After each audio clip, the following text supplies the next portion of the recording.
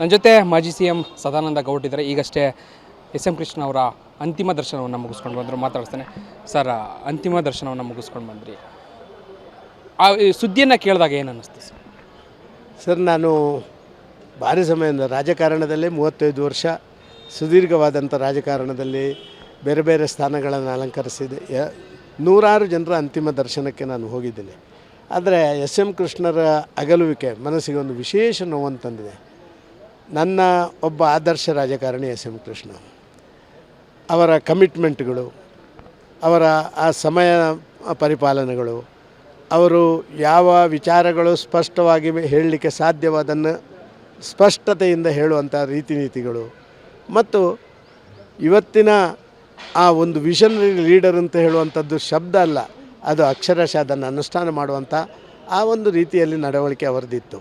ಇವತ್ತಿನ ಬ್ಯಾಂಗ್ಳೂರು ಇಷ್ಟು ದೊಡ್ಡ ಬ್ಯಾಂಗ್ಳೂರು ಆಗಬೇಕು ಅಂತ ಹೇಳಿದರೆ ಪ್ರಾಯಶಃ ಇದಕ್ಕೆಲ್ಲ ಮೂಲ ಪುರುಷ ಎಸ್ ಎಂ ಕೃಷ್ಣ. ಬೇರೆಯವರು ಕೂಡ ಇಲ್ಲ ಅಂತ ನಾನು ಹೇಳೋದಿಲ್ಲ, ಆದರೆ ಅತ್ಯಂತ ಮುಂಚೂಣಿಯಲ್ಲಿ ಈಸ್ ದಿ ಫ್ರಂಟ್ ರನ್ನರ್.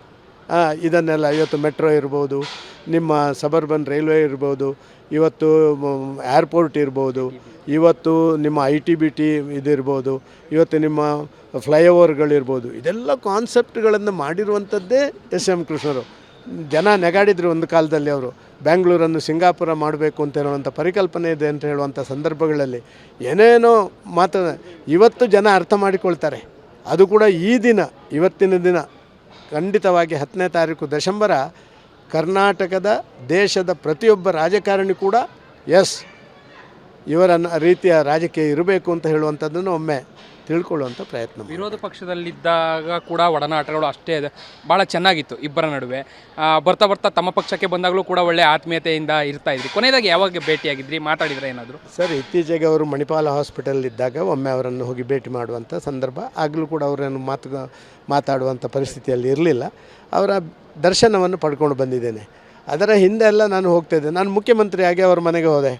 ಅವರ ಮನೆಗೆ ಆಶೀರ್ವಾದ ಪಡ್ಕೊಳ್ಬೇಕು ಅಂತ ಅವರು ಕಾಂಗ್ರೆಸ್ನ ಲೀಡರ್ ಆಗಿದ್ದರು. ಆದರೆ ಅವರು ಮತ್ತು ಅವರ ಮನೆಯವರು ಇಲ್ಲ, ನಿಮ್ಮ ಕುಟುಂಬ ಸಮೇತ ನೀವು ತಿಂಡಿಗೆ ಬರಬೇಕು ಅಂತ ಹೇಳಿ ತಿಂಡಿ ಕೊಟ್ಟು ನನ್ನನ್ನು ಮುಖ್ಯಮಂತ್ರಿ ಸ್ಥಾನಕ್ಕೆ ಆಶೀರ್ವಾದ ಮಾಡಿದವರು ಎಸ್ ಎಂ ಕೃಷ್ಣರು. ನಾನು ಅವರು ವಿದೇಶಾಂಗ ವ್ಯವಹಾರ ಮಂತ್ರಿಗಳಾಗಿದ್ದಂಥ ಸಂದರ್ಭದಲ್ಲಿ ನಾನು ಅವರಲ್ಲಿಗೆ ಹೋದಾಗ ಅವರು ತುಂಬ ಜನರ ಜೊತೆ ಇದ್ದರು. ಆದರೂ ಕೂಡ ನನ್ನನ್ನು ನೋಡಿದ ತಕ್ಷಣ ಏನು ಕರಾವಳಿಯ ಲೋಕಸಭಾ ಸದಸ್ಯರು ಬಂದಿದ್ದೀರಿ ಅಂತ ಹೇಳುವಂಥದ್ದು, ನನ್ನ ಕರಾವಳಿಯಿಂದ ಪ್ರತಿನಿಧೀಕರಿಸುವಂಥದ್ದು, ಈ ರೀತಿ ಆ ಸಮಯ ಪ್ರಜ್ಞೆ ಇದೆಲ್ಲವೂ ಕೂಡ ಅವರಲ್ಲಿರುವಂಥದ್ದನ್ನು ನಾವು ಬೇರೆ ಯಾರಲ್ಲೂ ಗಮನಿಸಲಿಕ್ಕೆ ಸಾಧ್ಯವೇ ಇಲ್ಲ. ಸಾಮಾನ್ಯವಾಗಿ ಇಡೀ ರಾಜ್ಯ ಒಂದು ರೀತಿ ದುಃಖದ ವಾತಾವರಣದಲ್ಲಿ ಇರುವಂಥದ್ದು. ಅವ್ರ ಜೊತೆ ಇದ್ದಂಥ ಒಂದು ಯಾವುದಾದ್ರೂ ಒಂದು ಅದ್ಭುತ ಕ್ಷಣವನ್ನು ನೆನಪಿಸ್ಕೊಳ್ಳೋದಾದ್ರೆ? ಅಲ್ಲ, ಪ್ರಾಯಶಃ ನನಗೆ ಅವರ ಮೇರು ವ್ಯಕ್ತಿತ್ವದ ಬಗ್ಗೆ ನಾನೊಂದು ಉದಾಹರಣೆ ಎಲ್ಲರಲ್ಲಿ ಮಾತಾಡ್ತಾ ಇದ್ದೆ. ನಾನು ನನ್ನ ಆಟೋಬಯೋಗ್ರಫಿಯಲ್ಲಿ ಕೂಡ ಬರ್ದೀನಿ. ಒಬ್ಬ ಮುಖ್ಯಮಂತ್ರಿಯಾಗಿ ನಾನೊಬ್ಬ ಹೊಸ ಶಾಸಕ ಬಂದವನಿಗೆ ಏನೋ ಒಂದು ಸಣ್ಣ ಶಬ್ದ ಪ್ರಯೋಗ ಮಾಡಿದ್ದಾನೆ ಅಂತ ಹೇಳುವಂಥದ್ದನ್ನು ಅವರ ಮನಸ್ಸಿಗೆ ತಿಳ್ಕೊಂಡಾಗ, ಅವರ ಮನಸ್ಸಿಗೆ ತಿಳ್ಕೊಂಡದ್ರಿಂದ ಅವರು ಕೂಡಲೇ ಅದನ್ನು ಇದು ಮಾಡಿ ಕೂಡಲೇ ಸದಾನಂದ ಗೌಡರು ಅದನ್ನು ಮನಸ್ಸನ್ನು ಬಿಟ್ಟುಬಿಡಿ ಅಂತ ಪತ್ರ ಮುಖೇನ ಅದನ್ನು ಮನಸ್ಸಿಂದ ತೆಗೆದುಹಾಕಿದವರು ಅವರು. ಅಂಥ ದೊಡ್ಡ ವ್ಯಕ್ತಿ. Thank you sir. ಓಕೆ, ಇದಿಷ್ಟು ಮಾಜಿ ಸಿ ಎಂ ಸದಾನಂದ ಗೌಡರ ಮಾತು. ಕ್ಯಾಮ್ರಾ ಪರ್ಸನ್ ಪರಮೇಶ್ ಜೊತೆ ರಾಘು ಮರಿಸ್ವಾಮಿ, ಪಬ್ಲಿಕ್ TV, ಬೆಂಗಳೂರು.